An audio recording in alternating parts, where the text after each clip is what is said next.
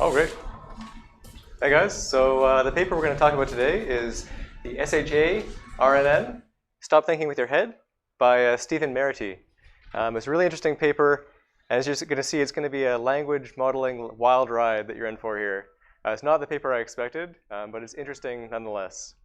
It's unfortunate that the timeline was a bit tight. The last speaker called in sick, but I think that, especially big thanks to the facilitators, we've put together a really interesting presentation for you guys, so I'm excited to show it to you. Okay, so first, where does it come from? One of the big effects or the big contributions of this paper is that they achieved state-of-the-art on the NWIC8 dataset in under 24 hours using a single GPU, which seems like a pretty impressive feat. But that isn't doing the paper justice, because the paper is like equal parts Douglas Adams humor and blog post and experiment. So altogether, you get what's in here. And to be true to the nature of the paper, it wouldn't be fair to treat it like any other academic paper. It's a little bit light on the technical details. In fact, in a couple places, there may be some inaccuracies that we might have noticed with what's presented with what was actually done. And at the same time, he's done a really good job of capturing some really interesting concepts in the field of the current state of machine learning, especially in language modeling.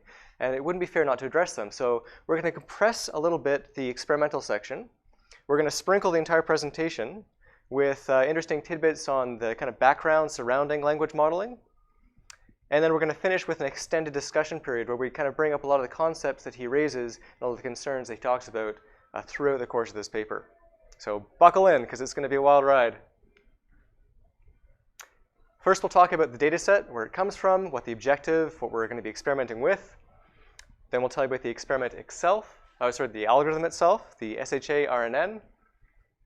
Then we'll talk about the experiment that was done. We'll pause, break out for discussions, and hit up the results before breaking into a bigger discussion on the stuff motivated by Zipfian Naire's discussion or points. Okay, so I think it's really important to see the data you're going to work with. I mean, if you don't understand the data, it's hard to understand what the model's doing, where it's succeeding, where it's failing, to get the intuition behind it. So I want to tell you a little bit about the data set they're working with. Apologies if you're already familiar with it. It's the NWIC8 data set, which is about 100 million bytes of the Wikipedia XML dump. So this is a byte-level data set, meaning that each individual byte is a character, and it's something that's going to be tried to be predicted. Some history on it, though. It wasn't actually designed for this purpose. The original intention for this data set was the Hutter Prize, which was a compression test. So the idea was to try and losslessly compress this data set as much as possible and recover it, so basically to get it as tiny as possible. It has been stolen by the language modeling community and used for this purpose. And so this arbitrary 95-5 split is just the first bit and the last two bits of the data set. The goal is to predict the next token in the sequence. But I think it's better to actually look at the data, because this tells you the real picture. This is part of the data set. This is the Wikipedia markup language. And this is all fair game for what the algorithm has to predict. You notice that there's a whole bunch of weird references in code. You can see maybe that the title on this thing is going to be on anarchy. And when we continue down the article, you can see that, OK, now we're kind of into the main body of the article. But even then, it's still interspersed with all these links and references and strange formats. So this is what the algorithm has to do. The goal is to predict the next element in the sequence. It's actually a really challenging task, because the sequence can be hugely long. Can you guys predict what the next character is in this sequence? OK, first thing to note is it's actually hardest, for the most part, to predict the first character. A lot of the entropy is loaded on that first character prediction or on the second character prediction. But even by now, you probably still haven't figured out what the word is. And that's because I've chosen a really hard example for you. So this is a challenging task. That's the data set we're working with. This is the attention, or this is the algorithm itself. Or I should say, yep, question? Yeah, so do we predict the next word exactly, or the next XML element? Next character, which could be an XML element. I've just shown you some text here. This is actually part of the article. If I click back a couple times, you'll see that it's in line with it. I'm just kind of expanding it out. Oops. And we continue the prediction. Great question.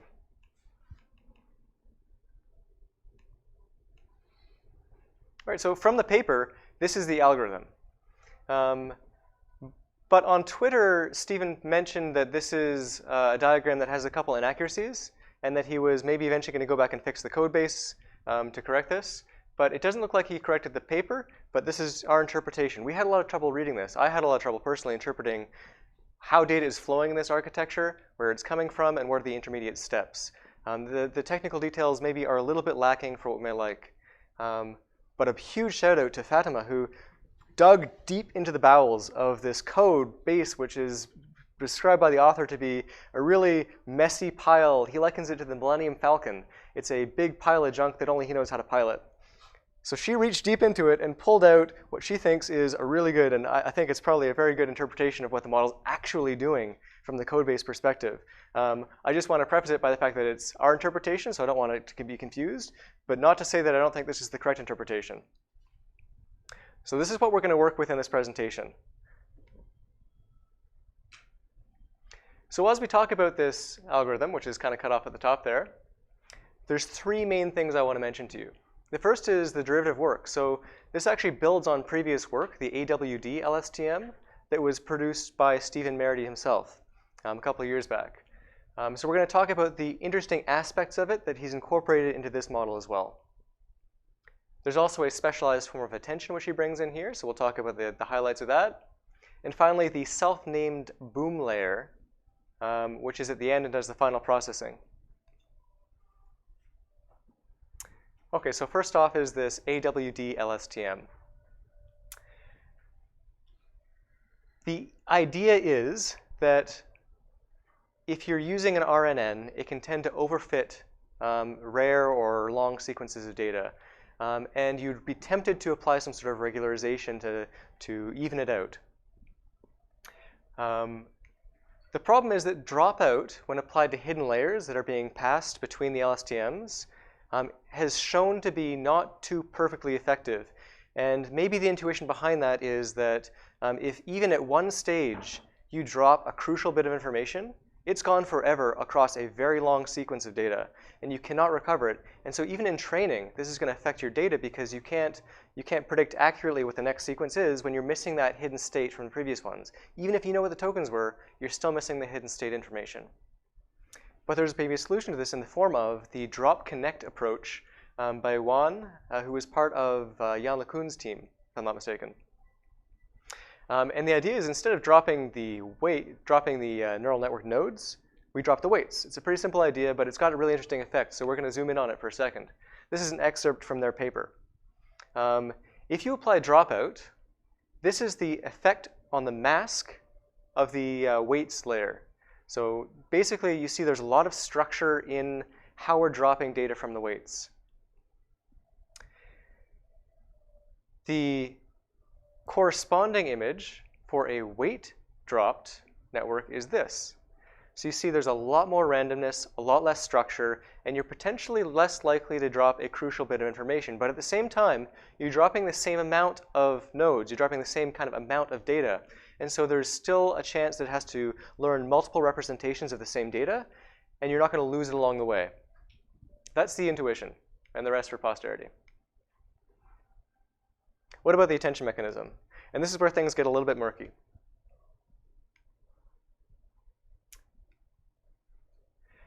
So there's a few things happening here. One of the main contributions that Stephen highlights in his paper is that it's not really determined how many attention heads you need to have good performance.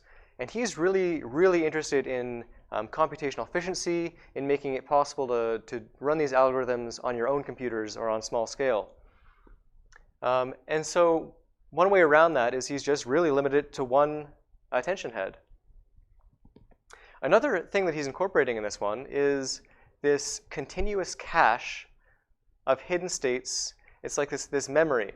It comes from the continuous cache paper or from the pointer paper that he had a while back.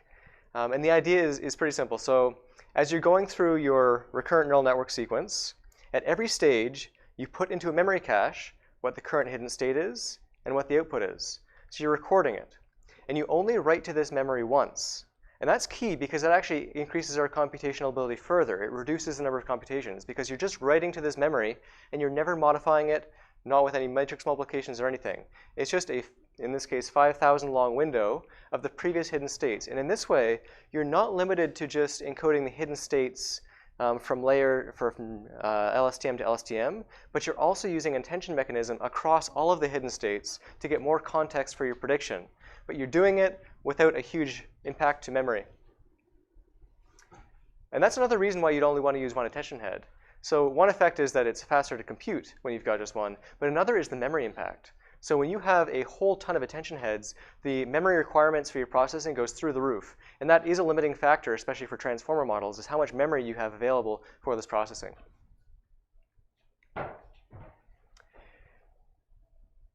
We've reviewed attention in a few previous ACE events, so I'm not going to go too into detail, but I will say that there was some funny stuff happening here. In particular, the author mentions making a mistake in the calculation of this VS. And we'll come back to it later at the end, but yeah, he freely discusses and goes into detail about what happened, what he thinks happened, and where it's going. And finally, the self-attention boom layer. And this is a really neat one. It's a very easy one to conceptualize. So here's the idea. You've got this hidden state, which is dimension of 1024.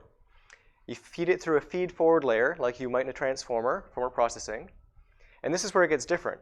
Instead of bringing it back down to the original dimension by putting another feed-forward network in there, you don't. All you do is you break it up. In this case, he split it out by a factor of 4. So he cuts it into 4 chunks, which are now the same size as you want. And he just adds them together to get the original result. And this removes a whole matrix worth of computational effort. So it's like he's just trying this hack. There's not necessarily a really in-depth study of how this works or why it works, but the fact that he's able to achieve a good result means that there's promise in this technique. So those are the 3 kind of main components I want to highlight for you guys with the self-attention for the SHA LSTM. How he sets it up is also important. So if you're familiar with recurrent neural networks for sequence processing, you know that you don't just need, I've shown you one unit of the SHA RNN. You can stack them up. And in this case, he stacks 4 of them on top of each other, which is a pretty standard approach. But one other thing that might bounce out to you is this min-trust LAM optimizer. If you're familiar with it, good for you. But the world of optimizers is really complex and goes really deep really quickly. So I'm going to give you a little bit of intuition about what's happening behind the scenes with this one, just at a high level, because I'm no pro myself. It's very similar to Atom, except that you add an additional factor, which is a modifier to the learning rate. The effect should be that even when you increase batch size, you're still able to learn at a very quick rate. So you can have arbitrarily large batch sizes, but still make continuous progress without slowing down because of the need to compute. It takes a lot longer to compute a large batch, so this is kind of tackling that. The SHA RNN adds this min-trust factor. So why would you want to include this extra bit? So the LAM optimizer has been primarily used to date in transformer networks or in res kind of style architectures, where it's not just that you're passing through one set of gradients to the end, but you have this residual connection to the end. And it's shown really good success in that. But we don't have that here. And when he tried to, he doesn't really document it, but when he tried to apply this technique to the current setup, he found that the learning rate was slowing down to a crawl. So there may be some indication that the LAM optimizer out of the bat does not work as well on this kind of data set or this kind of processing. To solve this problem, he put a little hack in, which is really neat, which he just put a lower cap on the LAM. This is not unheard of because it actually has a higher cap. The LAM has a max trust at 10. So the idea is you can never slow down the learning rate by more than 75%, and you can never speed it up by more than a factor of 10. And those are some of the constraints on the LAM. OK, so that's just the high-level interpretation of what's happening here. It's very similar to Atom, except that it scales to larger batch sizes. All right, so we got 3 kind of experiments that he talks about in this paper. For one, he's curious, do you need an attention head at all? I mean, people have said that attention is all you need, but in this case, what is the effect of removing attention? Another one is that he has one attention head for every layer of the SHA RNN. So at every stage, there is an attention layer in there.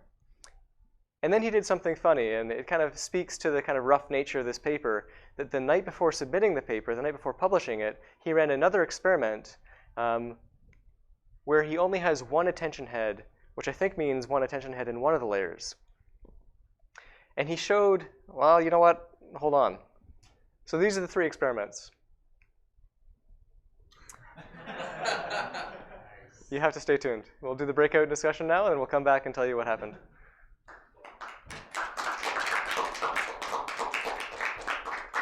Okay, we are going to continue the last part, but before Julian goes ahead, I'm going to have one more announcement.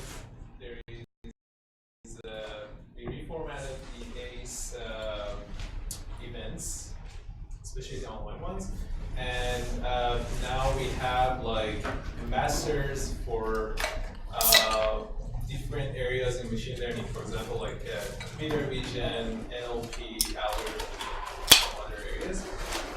And the way it works, you can volunteer to be the ambassador, and we have an online tool that you can build 5-minute short videos on that topic, and it's going to be posted on our YouTube channel.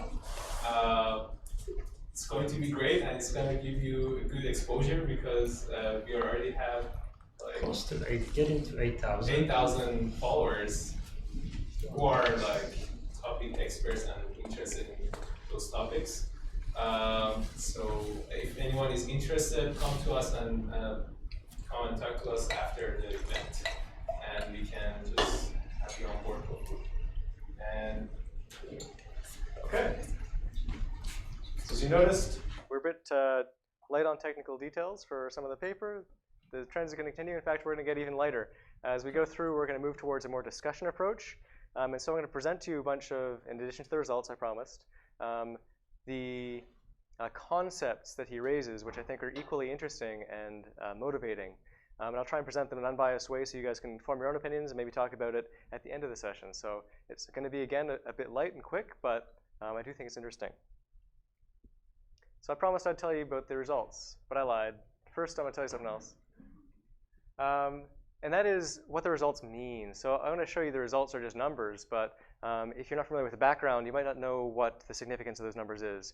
So in this case, this next sequence token prediction model is evaluated on BPC, which is bits per character. This is the number you're going to see across the next slide, and which kind of tells you how good it's doing.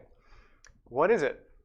Okay, so as your model goes through and predicts the next sequence, it doesn't just predict necessarily one token that's next. It goes through and predicts a whole distribution of probabilities across all the tokens. So you've got a probability for every possible token you could get, and then it kind of chooses one and makes that one go forward. And only one of those probabilities that it has is actually going to be the correct true probability, right? And that's what we're going to use to measure performance. So we take this true probability corresponding to the correct prediction, whether it was good or bad, and that's close to the cross entropy. So if you take the log, you would call that the cross entropy of this vector. And the BPC is just basically the same thing. It's just the sum over the entire sequence of predictions of the entire test set of all your individual cross entropies.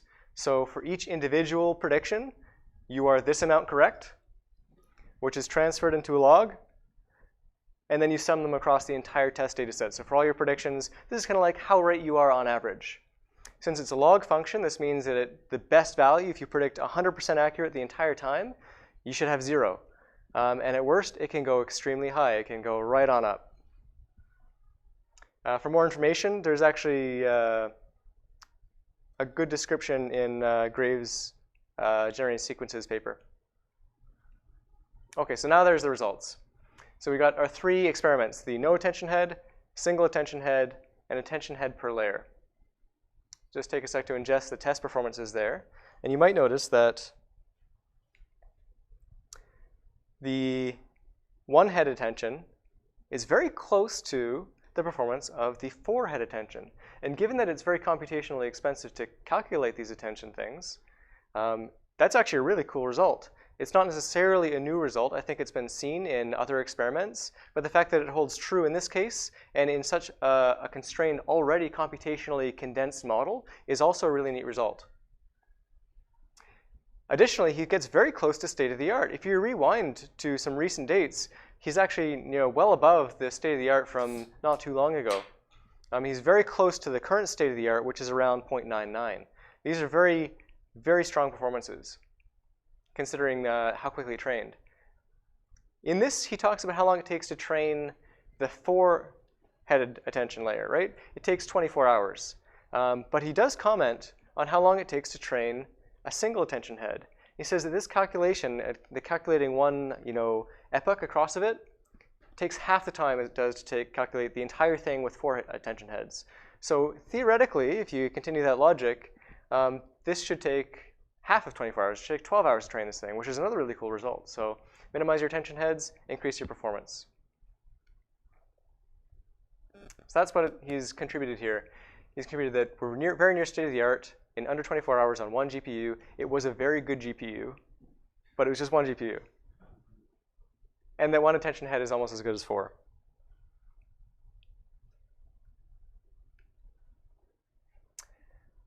All right, so this kind of brings us towards a discussion period. So as I said, he raises a lot of really interesting points across the article. He does so in an absolutely hilarious way that I love. And I think it wouldn't be fair to the nature and the spirit of the paper if we didn't talk about them as well. One of them is tokenization attacks, and this is one that he emphasizes a lot in the paper. It's not necessarily a discussion point, but it's not necessarily a proof either. It's more like a theory. It builds on this idea that deep learning could be spaghetti code. It'll take advantage of any trick it can. You don't always see what it's learning or what it's taking advantage of, and it can be a bit of a mess, especially because some of these architectures and these implementations are really big and messy. And so it's going to find everything it can to cheat, and it's going to do it, and you're not always going to know that it's doing it. As he went through and tried to perform some experiments for this paper, he mentions that he tried it on another data set. He tried doing a tokenization experiment on the Wiki text 103 data set. So this is kind of like a word level data set. Question? Could you provide an example or maybe explanation to what it says? A case of how the deep learning exploits. I got a really good example for you. I forget exactly the source. So you might have to look it up, but it was from a podcast I listened to. It might have been on Talking Machines, where someone found that they threw an entire, so they're making a prediction, it's a competition, they've got a data set, they don't know exactly where it came from, they've got a bunch of fields, one of them is ID. And they just threw all the fields into a neural network, and they made predictions. And out the other end of this neural network, they got really good performance. And when they went back and revisited it and removed the ID, which shouldn't be a predictive variable, this is like the ID of the row, they found that the ID was hugely predictive. And that was learned because the data set was compiled from different data sources, and it was just stacked on top of each other. And so the ID was sequential, and it was very predictive. So it'll learn that, and you won't always be aware that it's doing it. That's a very obvious example. They were able to determine it, but it's not always going to be the case. So that's kind of like how it can try and cheat. That helps. So is it always based on data leakage? Some sort of. That's a very good question. We got a comment? Yeah, I have another example. So it's like a cat and dog classification example. Like I think at the early days, I think neural network kind of like whenever it sees snow, it predicts it's a dog. So you kind of see the correlation there, but it's also kind of like a wrong representation. But then it can be easily solved by adding white noise and stuff, but still.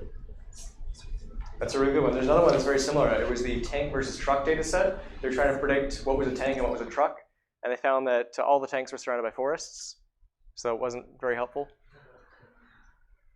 There was also an example that they usually quote when they talk about explainability, which is this radiology data set that was predicting some sort of cancer with a very high performance, and once they looked into it, it was just looking for a stamp in a corner that said, this is cancer.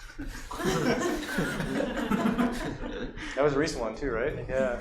A couple of years ago. Tricky one. So these are the kind of tricks that the neural network might try and learn. And he thinks he's found another one here that we should maybe investigate further or pay attention to. There's basically a concern that it might be learning to attack tokenization to get a kind of a lift over other techniques. And to understand that, I want to talk about tokenization a little bit. So what is tokenization? I want to quote him here. Language models have been shown to work on pixels, audio, characters, words, and so on. And the idea is that language models on text have traditionally focused on words, subwords, and characters. So kind of a standard tokenization of this sentence would be this. You break it out by spaces, and the words are tokens, and the spaces are tokens. When you're trying to predict the next token, you're trying to predict the word or the space.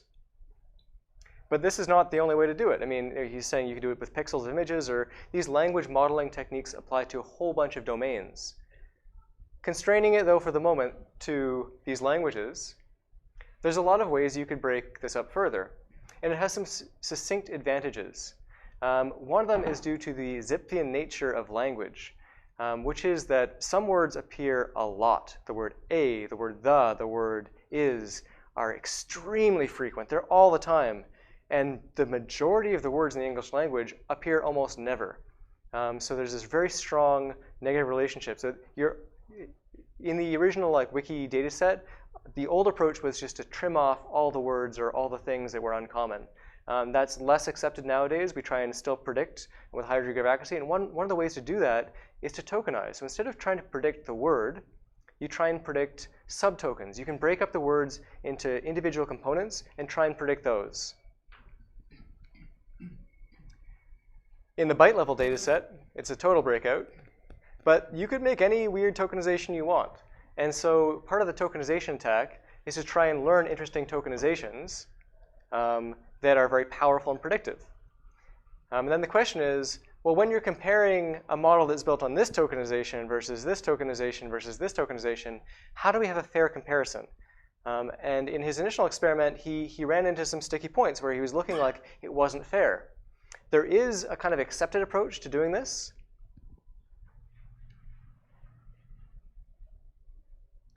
Oh, but first let's give you an example from the paper, obviously. Okay, if you're trying to answer a question, this one's maybe easy for you Harry Potter fans in the audience. Who was killed, Dumbledore or Gandalf? So if you're using a word level model, you've got one guess. You have to guess the correct word. But if you're using a tokenized model, first you've got to predict the first token, which might be as simple as, so for the word level model, it's a full one, it might be as simple as a D. And if you had never read Harry Potter, by now you know what the answer is to the question. You know it's Dumbledore. There's only one thing it can continue with. So the idea references something from the beginning, which is that the first character, remember when you guys tried to make the prediction of the next character sequence? The first one is almost always the hardest to predict. And even the next couple can be hard too.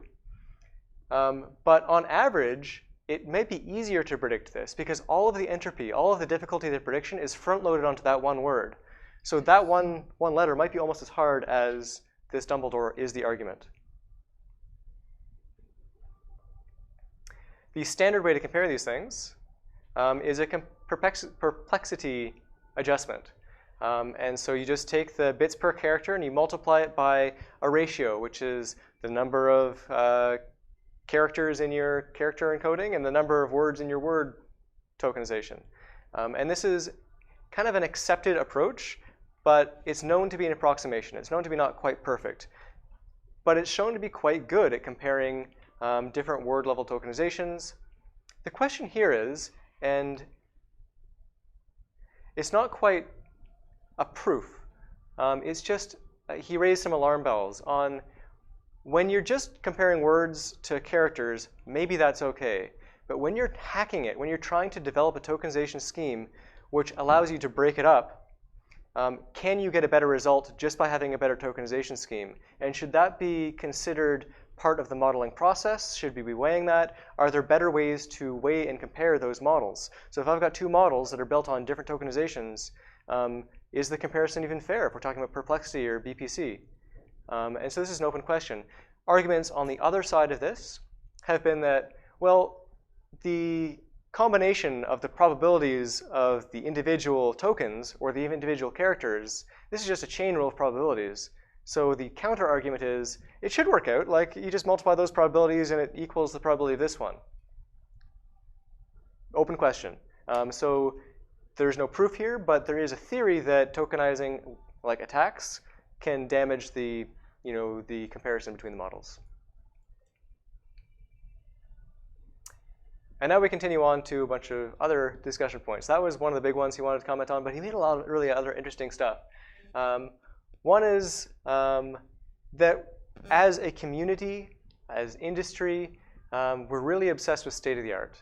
And he's saying that if we're all flocking towards this progress, like moths to a light bulb, we're not exploring all the other interesting things that could be explored. Ups and downs, because on the one hand, it's not quite a linear progression, right? People are exploring different things all the time. People are taking elements of different machine learning techniques and combining them across fields, across techniques. So on the one hand, there is this kind of parallelism to it. On the other hand, there is a lot of attention to state-of-the-art. There is a lot of attention by big companies and industry that are trying to achieve state-of-the-art. And there's a big name tag on it if you want to publish a paper. You better try to achieve state-of-the-art, so you better focus on something that kind of does that already and try to make a minor tweak to it. This is the argument. Building on that is this idea that improvements are easy in practice, but are easy in theory, but hard in practice. And that's that it's very challenging to implement from scratch a machine learning model that's going to be extremely high performance. I couldn't write this if I didn't sit down for like, I don't know, years. I wouldn't even know how to go approach it. I'd have to learn so much about the fundamentals of programming language to make sure it was a fully optimized, highly efficient piece of code. And that means that we rely a lot on big players, perhaps on industry, to develop these packages, these tools that we can use to explore new techniques. The fact that there hadn't been much development in the field of LSTMs means that, in the case of this paper, I'll read it for you. I won't. He had to implement his own version of some recent advances in the field. For example, I think the drop connect was something he had to build into the LSTM implementation. So it's not as simple as just taking building blocks and putting them together. To make it computationally efficient, to make it useful, to make it achievable, if everyone is flocking to the state-of-the-art, if the big industry is focusing on only a couple techniques, then you actually are losing the ability to explore other avenues because you don't have the tools available that are as high performing. And when you do, they're harder to compare because maybe your implementation isn't as effective. In fact, in his implementation, he says that his code base, while it was hacked together and it works and he knows that it works, he says it wasn't quite as efficient as he might like it to be. He'd like to go back and make it more efficient. So even this, the results of this, 24 hours on one GPU. Well, what does that mean if you were to go back and rewrite this with a stronger implementation? What is the actual efficiency? It's a hard comparison to make. And on that subject is the mainframe versus mini computer. He says that he's really inspired to make things small and compact and efficient. He's kind of referenced that he likes the idea of being able to have his own GPU in his own room below his own desk that is running his models, and he can do it from home, and it works, and it achieves close to state-of-the-art. And you can take all these ideas from really interesting developments across machine learning, and you can have a portable version of them. You can still implement it yourself. If I wanted to make a translator that translates from one language to another, I don't have to rent a server farm and train a transformer model. I can get a pretty good one using techniques at home. He didn't reference that example, but that's kind of the idea. That from our home computers or from small, it's not necessarily about state-of-the-art. Sometimes, big companies are throwing all this compute at these problems, and they do achieve computational improvement. But sometimes this is about what you can do with less, and that's his comment in this one. I'd like to open the field to discussion on mistakes. He is very open and free in his discussion about his paper. He talks about how he made a mistake in one of his implementations. He's even on Twitter gone back and talked about some of the other funny things about the paper. One of them was in the attention mechanism. I kind of put a box around the VS component because what he did and what he intended to do were different. and it revealed an interesting effect. He intended to just multiply VS, leading this is the value of the attention layer, through a sigmoid mask, because he thought maybe it'll force it to learn some other representations of it. What he actually did was pass it through a QRNN, which is like a fast version of an RNN. And this is the model he used. This is the model he tested on. This is the results of the paper. It goes through this. It doesn't go through a sigmoid mask. It goes through this QRNN. But then he corrected the mistake, and he saw it got worse. So he says, what's going on? And actually, that's unresolved. He's got theories about why it's, when he takes out this QRNN and replaces with a sigmoid mask, why the performance drops, but it is an open question and not quite resolved. The best guess is that through a complex series of explanations that are a little bit beyond me, to be honest, the way the QRNN was trained was so chaotic and so messy, it was unable to converge because it had too many parameters and the context switched on a dime, that it actually learned to output a static output. And then when he's actually using the model, this is just basic. It can be replaced by a bunch of static weights. That is the argument for what's happening behind the scenes. What's actually happening, or what the real interpretation is, bears more investigation, perhaps. And then his hopes for the future. So he's hoping that this could be the first in a longer line of more LSTM networks. He has a lot of experience with LSTM networks. In fact, I didn't mention the context, but this paper is one in a longer line of papers by Meridi himself, where he's progressing a couple ideas. One is he's progressing LSTMs. He's trying to evolve them. He's trying to kind of parallel to the development of transformers, really leverage his knowledge and familiarity of these. The fact that he can rewrite the code base and implement this is telling that he's familiar with them, and it's hugely impressive. But he's hoping that this will be built upon in the future to create, more challenger implementations, to create lighter weight implementations, to create something that we can use. And I love the quotations, to take on a frightening battlefield of deranged Muppets and transformable cars in the near future. Referencing, of course, the BERT and transformer networks. And that's where he ends the paper. I'd like to finish with some discussion questions if you don't already have a whole ton. And that is kind of the point of this. So I think at the end, these are open questions. And since we're probably a little bit ahead of time, it might be nice to stick around and have a little chat about them. First off is the format of this paper. It was a real hoot. It was really fun to read. It was really interesting. It captivated me. It got me in. On the flip side, it was challenging to piece together what was happening. And if I came to this paper from wanting to know exactly what this model was, I'm not getting that, right? But should there be more papers in this style? More papers where there's not just a discussion of the experiment performed, but also on the nature of the field. I mean, there's a lot that was in this paper that is interesting. Do we think that this is something that should be more common, less common, occasionally common? Should be the occasional foray into kind of an ad lib discussion of what the person actually thinks and feels? Because this was very, to the heart of what he was thinking. Should all papers contain a section on "we messed up"? I think this has been a question before. Or should you publish only after polishing it down to the line? Perhaps there's arguments on both sides of this. Is too much attention given to state of the art by academics, by industry? Is there a negative effect of that? And do experiments suffer for the lack of these strong, easily modified kernels? So like the LSTM, without these modern advancements, we're lacking a few things. Are promising avenues of research being killed by, as he puts it, I'll try and pronounce it correctly, bonfires of GPU, TPU, neuromorphic wafer-scale silicon? Basically, can you just throw all your stuff into a big parameter model and throw compute and compute and compute until it learns something and it's good? Are we killing research with this technique by having giant server farms? And then finally, I think it's interesting, and other facilitators have thought it was interesting too, what other tasks this could be applied to. So this is a very particular aspect where you're doing a single token prediction.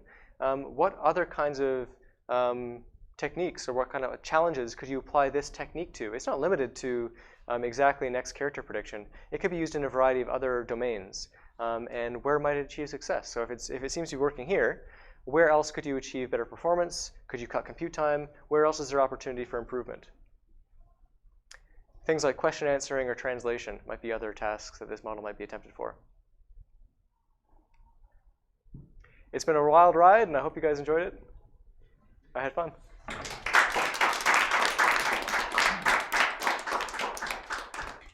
Maybe Fatemeh and Suhas can share their thoughts about the discussion points before we pose questions, if you want. And if I missed anything. Well, personally, I've read a lot of scientific papers. This was definitely different from them. It was a change. I don't know if it was a pleasant change or not, but this was definitely an interesting paper to read. What we messed up. I think papers should have a section called lesson learned that could contribute to the field, to other people not making the same mistake. And there's definitely too much attention given to state-of-the-art algorithms. I agree with that one. Man, sorry. Can you go to the next page?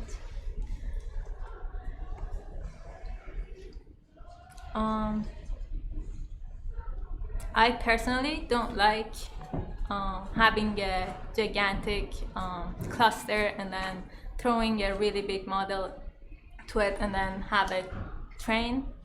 I think there should be more focus on feature engineering and making a model simpler but still effective. And I think academia lacks that actually. So yeah, I agree with that point as well.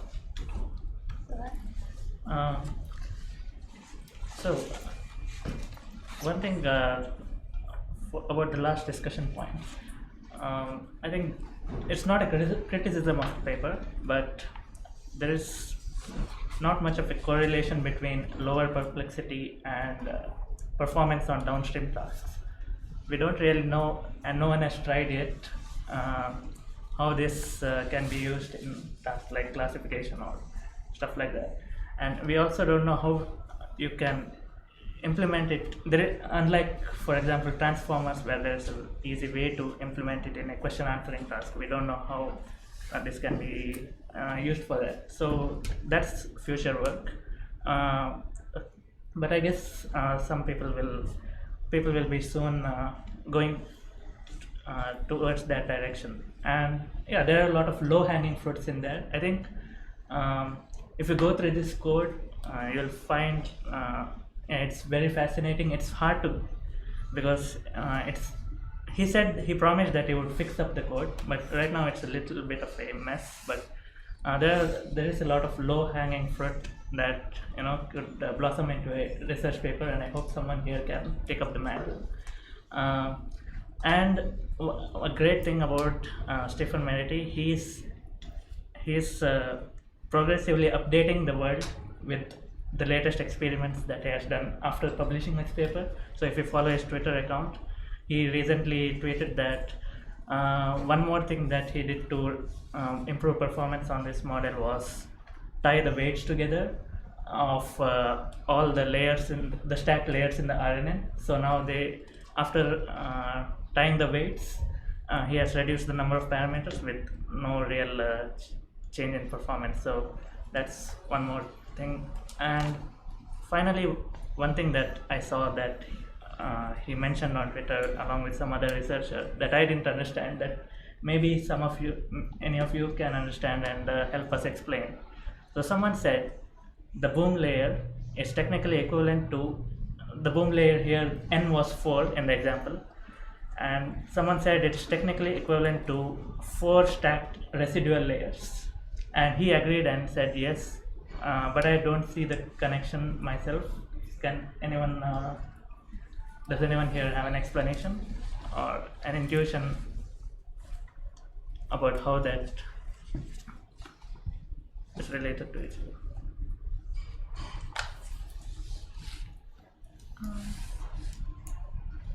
It's like having 4 different networks. not adding them together, right? It is essentially, right? Yeah. But are they residual networks?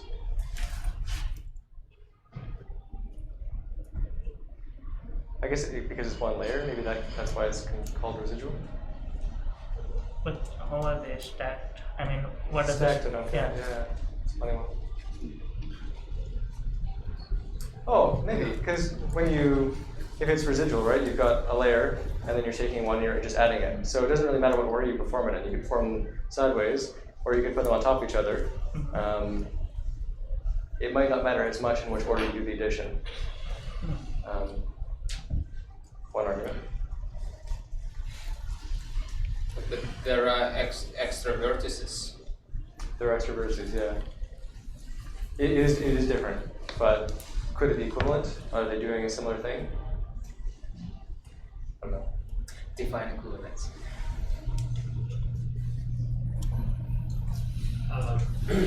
I want to talk a little about your first two bullet points.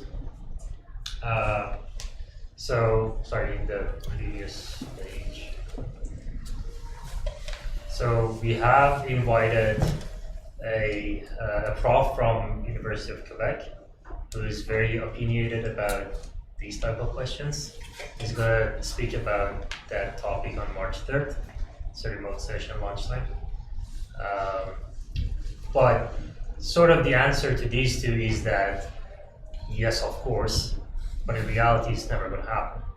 Because if you think about the value system that academia promotes, it's all about looking like you're super formal, super, you know everything, there's nothing that you messed up, everything is good, and this is the most perfect result that anyone could have possibly got. So that's why, Journal of Failed Experiments doesn't exist. Although, it would be a lot better for humanity if it did. So the whole value system is completely messed up. So things like these that are nice, and I would even argue essential, they cannot exist because the value system doesn't support them. So there's a very fundamental problem that exists that is preventing science from going as fast as it can, because essentially science has turned into this business that you have to publish X number of papers to get a job, to be able to publish X number of papers, which is, a cycle that is kind of stupid and sort of never ends. And the only people who are, benefiting this whole thing is the publisher, because they charge the authors and the visitors who want those papers and everyone else, and they're just sitting there, putting all this together and collecting the money. So until they are running the value system and the infrastructure that science is sitting on top, I don't think the correct answer to these questions is going to be possible to happen. Yeah. Also, like, the scholarly kind of system is based on citations and building on work, right? And nobody's gonna cite the mistakes section of your paper. They're not gonna be like, check out this mistake, something AL 2019. So nobody is incentivized to put it in. Also, sometimes these are even more helpful, right? When you know that these methods do not work. Yeah. So that's a big help rather than doing that. Okay, we know that these methods work, good, and it's kind of finished, it's done. But mistakes would be kind of guidance to other people. But we never publish something that, like, okay, it doesn't work. And the ideas behind them are motivating, right? They can be inspiring. You think like, oh, but what if they did this instead? Maybe that would fix it. Like, it can be interesting to see where your thoughts go. I think like writing it in a paper would be like subjective, and the authors might misinterpret their mistakes. I would kind of advocate for having their results like kind of published, or their code base published. The reproducibility issue is actually way I think could be way tougher on future experiments. It's a scientific artifact that we are taking mostly the word of the author for granted. We could investigate some things, but most of the time, no one's gonna rerun the whole experiment. And it would be very hard to double check or even try to reproduce the same experiments. Basically even to understand if the mistake that they're pointing at, presumably in a section that what we messed up, it might not be aligned with what actually the code base was actually tuned to. So basically, I think instead of making the authors to write about it, I think sometimes objective like evaluations, like creating that repo base that these were the code base that didn't work, would be also like crucial to the fact to the same degree that what worked needed to be cited in a GitHub repository, if that makes sense. I think both ways needs to be kind of become objective. Yeah, I actually have a bit of a tangent thought I had. So as someone who's is a bit new to machine learning, I started like a year ago, less than a year ago. I personally, I think there's two main goals that should be for papers. One is getting people to be able to implement or understand the paper enough so they can implement it. The second is also intuitively understanding why things work, right? From first principles also. So I feel right now for a lot of papers, there's not an intuitive focus in terms of the style. So for example, residual networks, the idea of it is absolutely beautiful. There's a degradation problem and their solution, but it's just the way that they present it, they could have it's not their fault because how papers are written is that, but by using clever even diagrams, right? You see in those explanation articles, saying this is a problem, that's a solution, why it works. Using all these cool headings, you can help the reader intuitively understand it much quicker. I feel that should also be a focus for papers. However, that is it goes against the structure of papers. I don't know. What do you think about that thought? I think it has become fashionable in recent times to have an accompanying blog post along with the paper, and it's increasingly becoming common. Or even videos. Yeah, YouTube videos is great. YouTube videos really take off these days. Are meant to convey. Yeah. So I'm optimistic about this. So, sorry, I know you want to say something, but I say 10 seconds. Again, it goes back to what researchers are being rewarded for, right? Yeah. So no granting agency, no hiring committee, no one is going to reward you for writing good papers.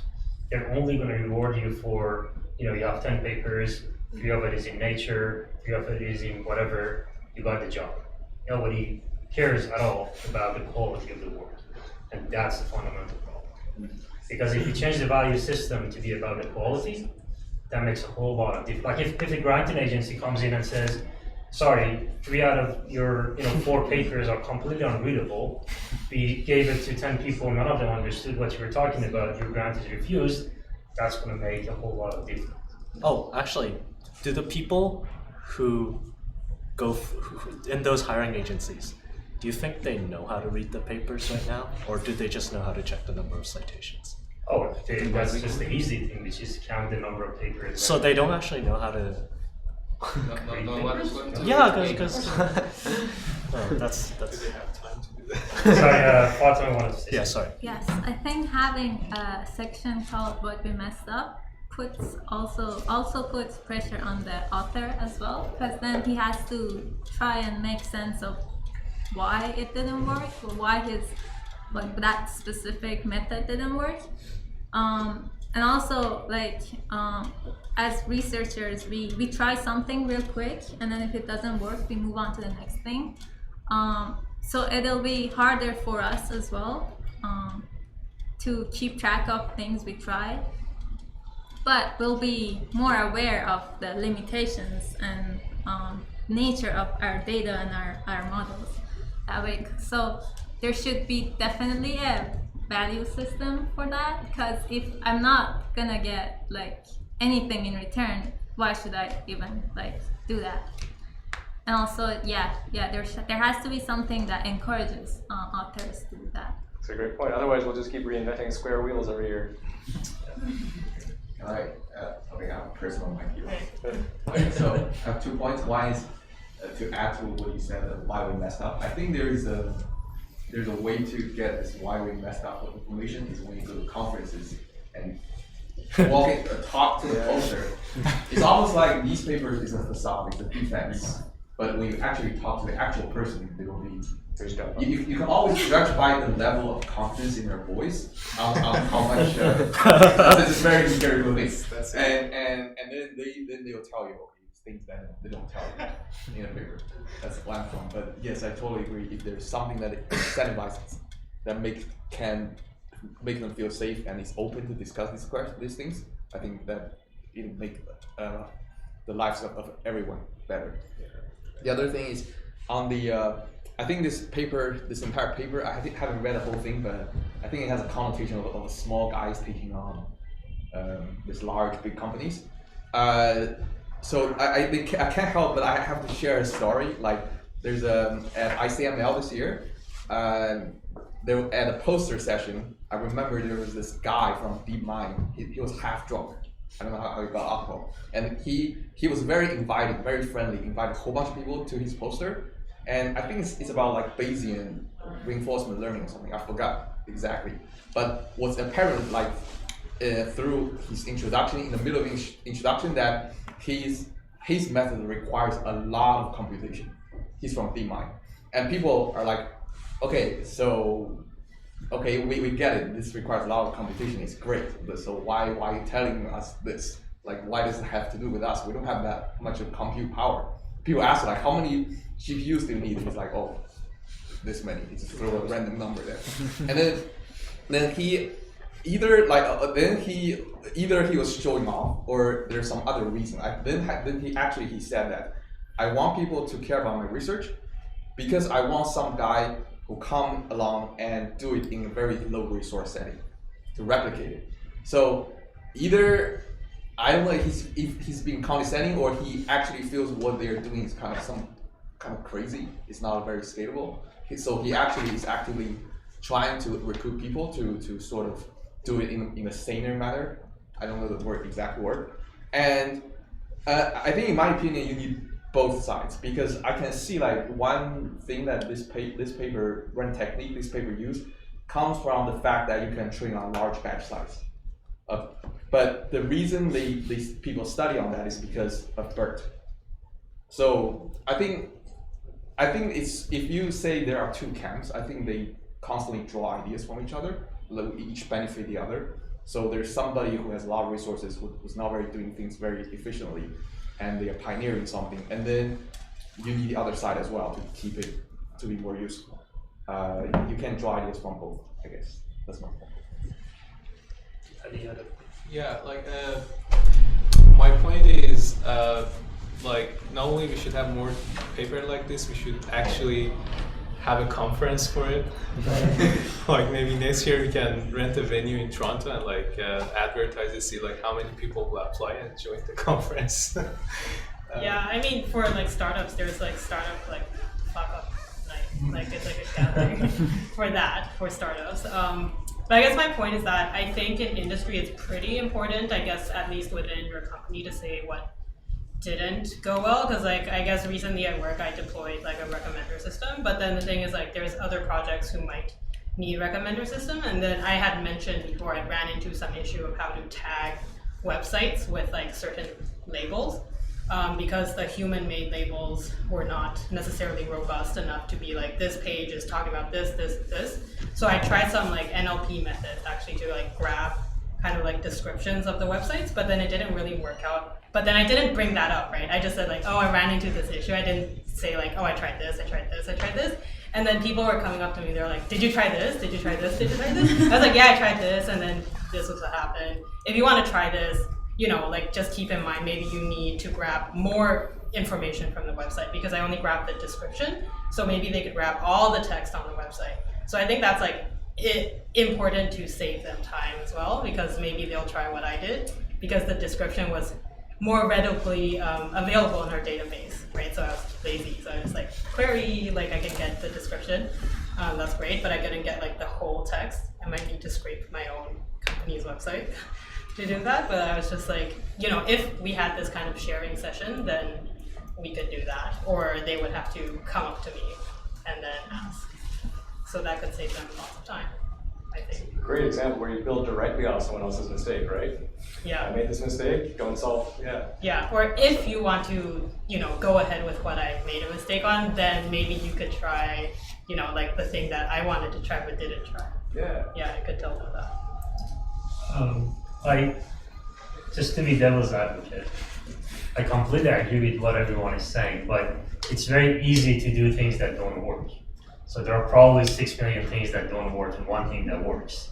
So where's the line? Like, how do you qualify what counts as something that is working? Some things don't work but still are useful. So no one So is how, going, like, no one's going to brag about their compilation errors, right? But if they made, so if, for example, the observation of this paper, that's okay, we replaced the block with a different one. For example, like one thing would be useful, like the example Julian mentioned, like about the index of the data, which was like, okay, the data wasn't like, there was a correlation between the order and like the content of the data or features. So basically, that's a lesson learned. Like if it's mentioned in the paper, in my job, like I will make sure I do a pre-processing of my data before I started training. So like I make sure that's not gonna happen again, right? Like a randomized like sampling. But if you make that mistake and talk about it, most probably people are going to think that you're stupid. And that's why a lot of people don't mention things that in hindsight are stupid, right?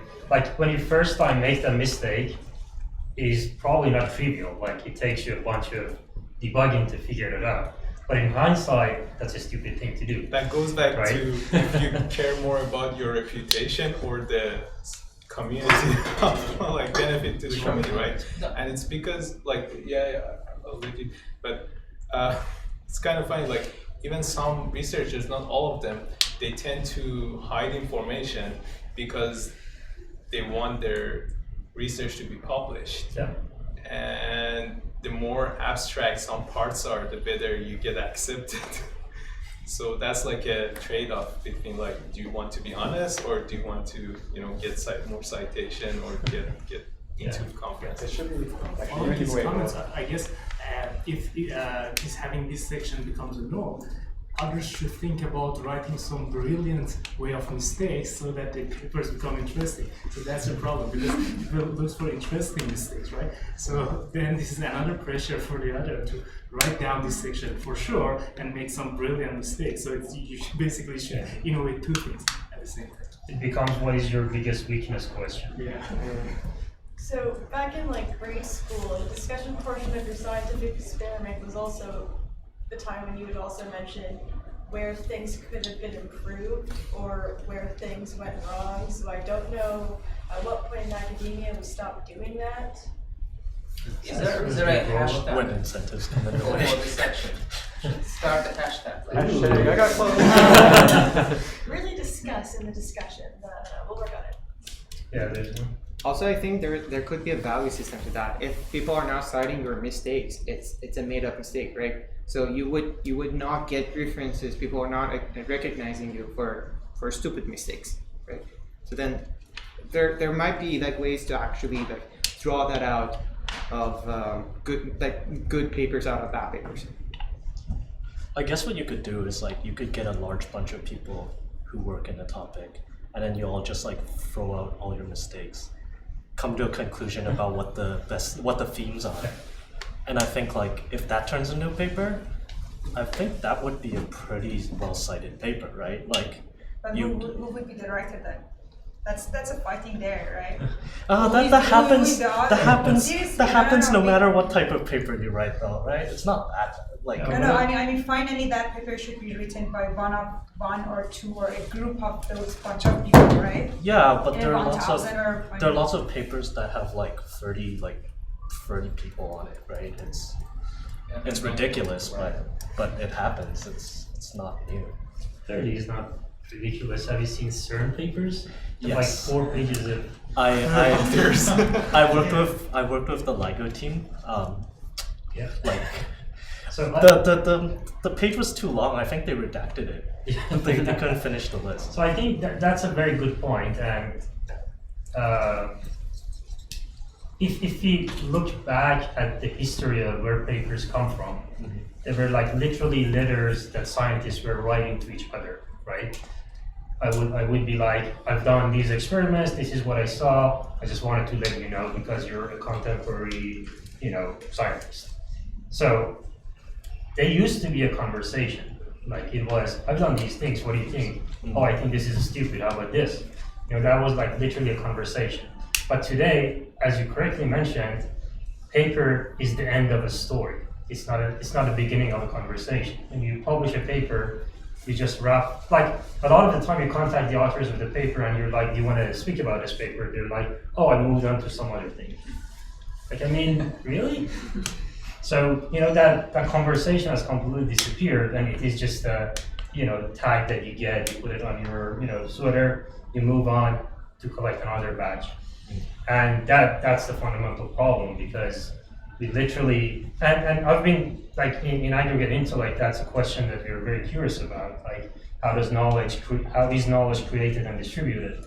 And one of the most fundamental problems is that knowledge is a fairly subjective thing. Like if you want to reward somebody for the generation of knowledge, it's very difficult to say, okay, you did this thing that I think is worth $1,000. How are you going to come up with that? Like, that you just must come up with vanity metrics like what we have in order to be able to evaluate people. Otherwise, it's just completely hopeless. Right.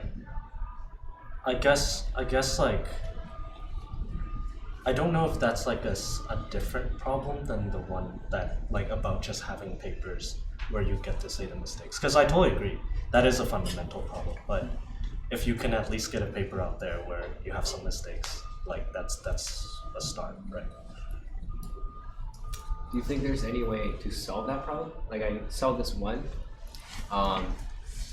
paper publisher that they have like a group of researchers actually like give money to researchers for like good papers. I don't know, it's probably really subjective, but have you seen any like maybe startup like or something? I mean that's literally the type of question that you're thinking about, because we are very interested to figure out what is driving the value system and how can that be disrupted, because the way it is done is definitely stupid. It's not helping science at all. So we are very interested to figure out what is the sociology behind it, what is essentially the value system that we have created, why is it like this, and how can we come up with a different economics that supports, obviously any sort of economics will be a game at the end of the day and people are going to play the game to their benefit, but hopefully you can make it slightly less stupid in the current system. Is people rank the number of citations you have? Is that a way around it? Like, if people are using the things you're producing, that would be the real metric of how valuable it is. It's hard to tell right away, so you wouldn't know for a while how valuable something is until you see it. And sometimes things only get attention when they, are shown to be valuable. So it's a chicken and the egg problem. But do you think to some degree that the problem is solved by kind of ranking by the number of citations, the number of people that are using your work, or is that raise its own problems of how's your work get out, who's popular and who's not? Just to quickly address this point, I think the methods are much worse. So there is still no common metric in use to exclude self-citations, to take into account how many people worked on the paper, etc. So simple arithmetical operations which don't change the system but give you a better metric still are not in use. Tokenization attack. And citation is definitely the first order effect of a paper in a much larger network, where the nodes of the network are authors, the journal the paper is published in, and all of that. And I bet the author and the journal probably pretty much determine the number of citations you're getting, rather than is this actually on average. Like obviously there are some works that get exposure for good reasons. But in most cases, if you're a famous author who has published in, a ginormous conference or a famous journal, then you're guaranteed to get a lot. And that's why that game is what people play, to publish as high as possible, because then you're going to get a lot of citations, which is at most the first order thing, measure of quality that people are looking at, like H index, for example. But like what you mentioned, that's 100% correct, and it gives them a circular edge. So like they become really good because they were able or lucky enough to publish in really good journals or conferences, and then after they get enough of citations, they start hiring PhDs students that are really good, and then publish paper using kind of their work under their supervision, which is fine. But then it means they're always going to be on top, and everyone else is going to be like. And there are some Sorry.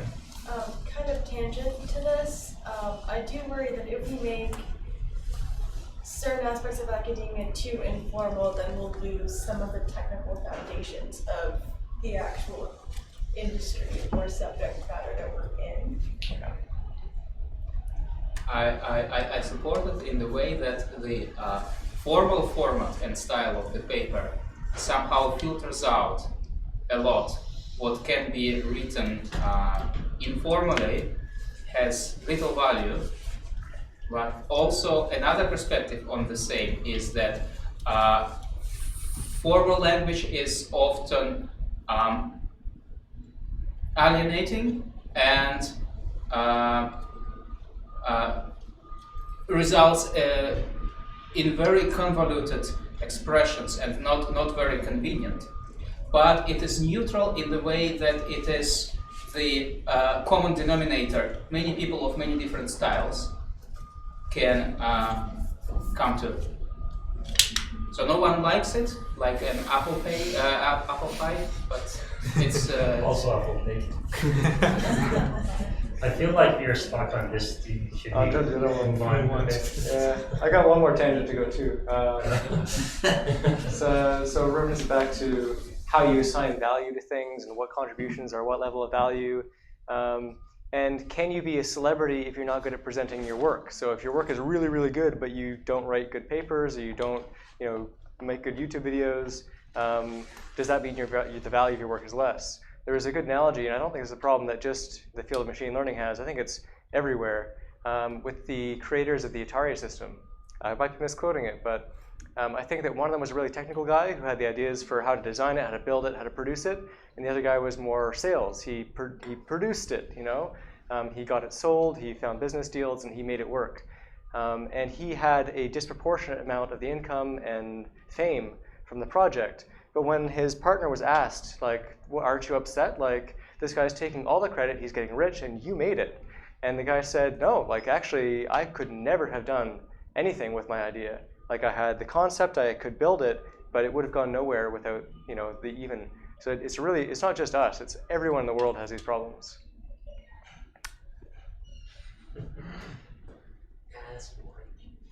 Mention what GPU they use. Yes. Is that Titan X, I believe? Oh, okay. It's not too expensive, right? How expensive is a Titan? Oh, it's like 1,200, right? Because I remember we bought one. Yeah, it's about 1,200. Oh, nice. Can I borrow it? I don't own it anymore. Well, I never owned it, but I don't have access to it anymore. So the first point, are there any model representation schemes that are widely in use? So I think I came across one for neural network, basically XML representation of your computational scheme, which could be a model algorithm for your computation, and then on top of that you have different packages which can load and load it and have some simplifications, optimizations on top of that.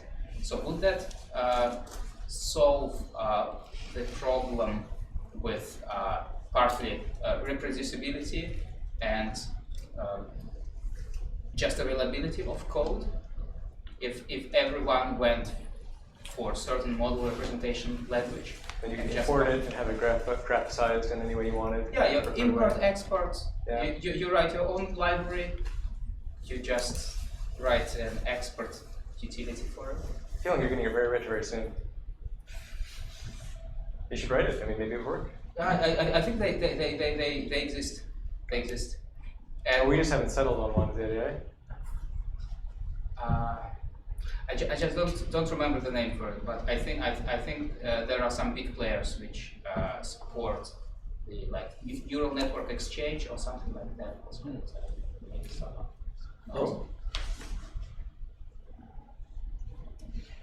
Post it on the Slack channel, if you chance. Okay, and also another point that there is a tendency in the open publishing, and many government funding agencies require, especially in life sciences, where human and animal experiments are involved, to publish not only findings, but some raw data for experiments. And I think the same partly applies to computational experiments. The code base should be open if the research is funded by certain government schemes. I don't know how widespread it is in machine learning and data science, but this is one perspective on it. That's mostly Europe. It's not here. Europe? No, I mean, I'm serious. Yeah. There was a slide where so he was complaining about how the LSTM hasn't been updated on the CUDA. Why? So he ended up coding the whole thing on CUDA himself. Like, why doesn't he just use PyTorch or something? Like, he could have implemented this thing on PyTorch. Why did he have to go? Like, what was the purpose? Okay. So this is PyTorch implement this and the Sure. Yeah. But you could prove like your points that you could prove your point without having to go down to that level. So I guess like, was it just out of interest, or like was there a specific thing he was trying to go after by trying to implement it on such a low level? If I understand correctly, you are asking why he. I'm sorry, I think. Because like he could have built like the mask and everything. He could have built it just using PyTorch. It sounded like he wanted to get it to run as fast as he can. Yeah. That's why he put it on CUDA. Yeah. Is that it? Yeah. I think that's also why he wants this to be kind of the base of other systems that would kind of build upon this. This might be, I don't know, maybe it would be the first one in a long line of things that would also use these techniques. Okay. Yeah. Maybe it is also not only practical but aesthetical choice. And the same factor is in having your own GPU at home, not renting cloud. It's charming, isn't it? Yeah. I definitely get where you're coming from. Like at the same time, it's so useful. It's so useful to have a cloud that you can just use when you don't, use when you need it. But I also like having a GPU at home. Feels different. It's my model, you know.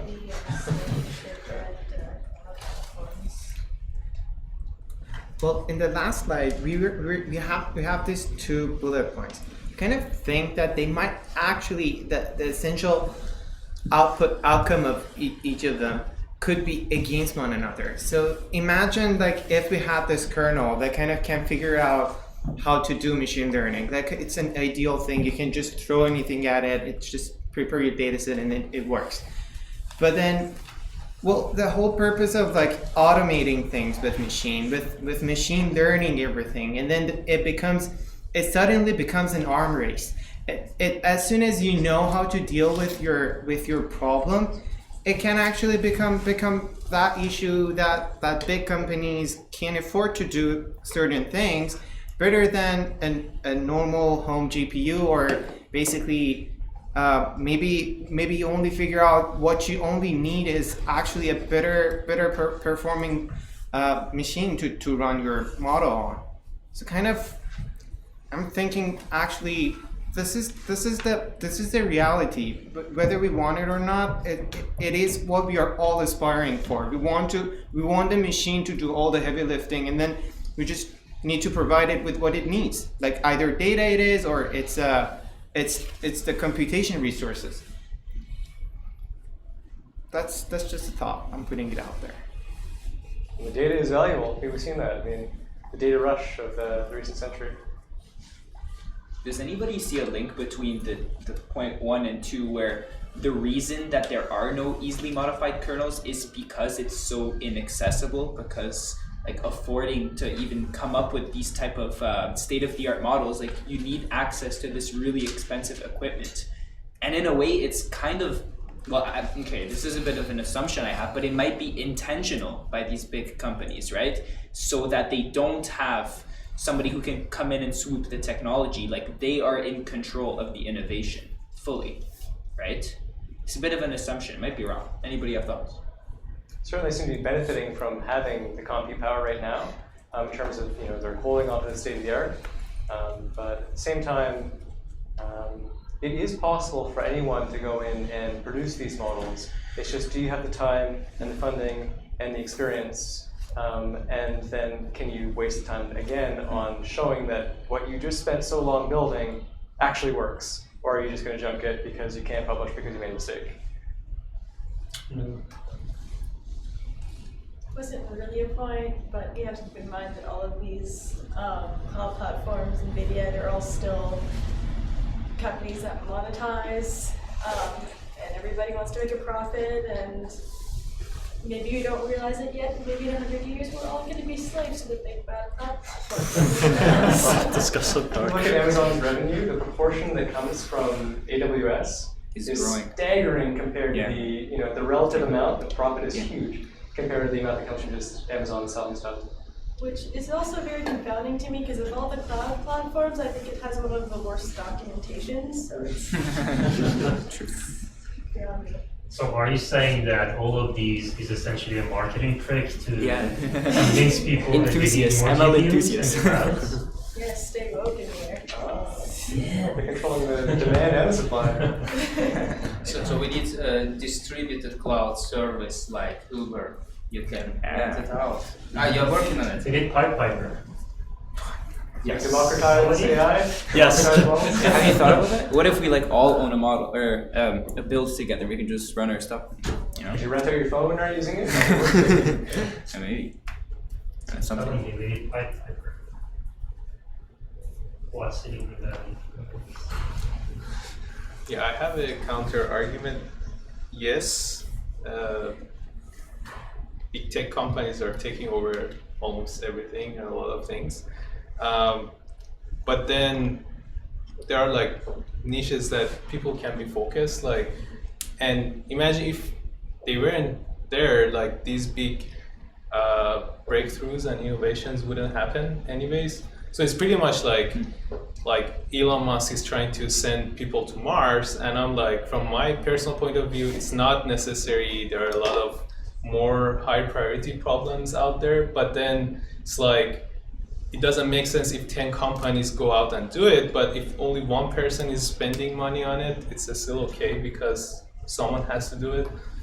So for these models, and all of these like ML capabilities you can get, sure, you have to pay a cost, but then you can focus on a very specific healthcare task or something that is going to be very useful in the short run, at least, right? Or even translation is a huge one. Like I found that I've been reading more articles from around the world because I can read them in their natural language. It's converted automatically via Chrome to whatever I want to read, and I can read. It's very interesting. It's rebuilding the Tower of Babel in a way as well. So one different angle at point 2, the research. I think there is a lot of discussion going on by different communities related to mathematics, that current machine learning techniques, they work well in practice, but again they give a human being sometimes very little understanding of why the data set is such and so, and why certain techniques works. Many of them are black boxes, right? So one could argue, I'm not arguing, but one could argue that real research cannot be killed by GPUs and TPUs. Cannot be what? Killed? Yeah, the research, That's not the only reason, right? That produces human consumable knowledge. Yeah, not new practices, but. As a former student of math, I would also have to agree with that statement. I think you're taking a lot of merit out of your accomplishments if you're just feeding it to a bunch of different GPUs and it feels like a very brute force method of solving a problem. There's a lot that can be gained through individual contribution, and it has value. It definitely has value. It is, in a way, it feels like cheating, right? Like you just throw. But on the other hand, it's like scalability is such a cool thing too. Like not everything scales the way that these models can and have been shown to, and that is a neat result in itself. And I don't want to say you want to throw everything to that, but the fact that certain things can do, amazing, magical things when you scale them up is interesting too. At what point is it like doing a marathon on steroids? Unless I'm completely misinformed. But there are different categories, so just to fantasize, one could introduce different metrics, like performance per teraflop or similar. That was something I think we talked about briefly in our discussions, was how do you measure the actual efficiency of these things? Because there are many ways, many models, many ways to calculate efficiency. Yeah, that's a really good point. One other thing I'd like to mention is that hardware itself is evolving. So price of GPUs will not be, like 10 years from now, GPUs will be cheaper than what they are now. And people will have more computational resources easily available to them. So maybe researchers think that, why do we spend time making our model efficient if like 10 years from now we won't need that efficiency? And yeah, taking something from academia and then bringing it into industry, it takes time, right? It takes a few years, and then maybe in that few years, computational resources have progressed a lot.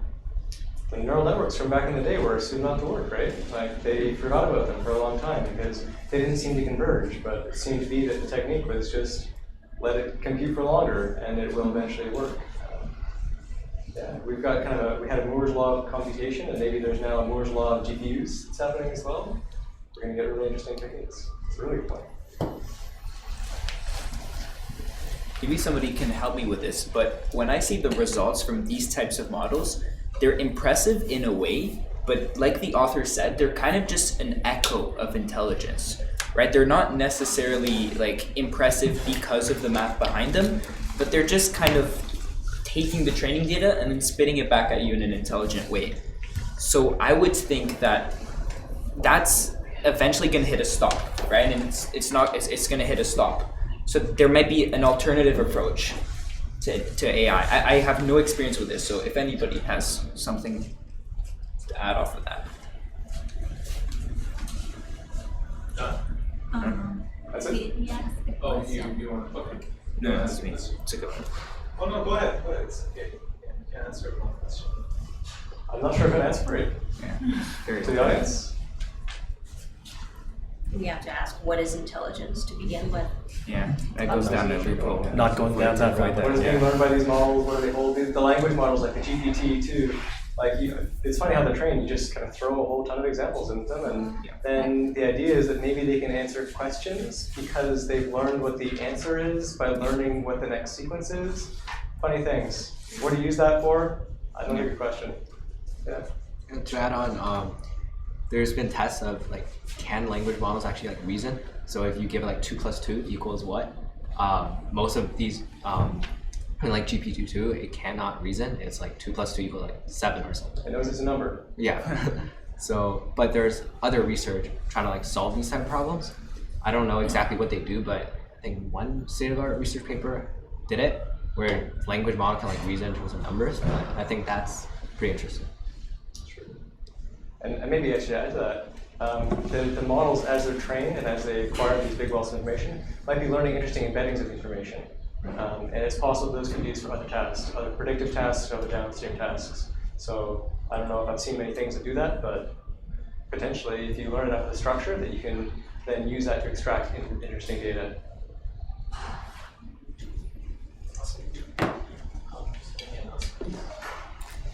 So if anybody wants a tour of the facilities, like the co-working space, Matt will come back and do a tour, so stick around for that. Otherwise, that's it. Yeah, and if anyone is interested in being the investor and building 5 minutes videos, please come to us. And so at the end, I would like to thank Julian again and the awesome facilitators, Suhas and Fatemeh. And that's it. Have a good night. Thanks, guys. That's good.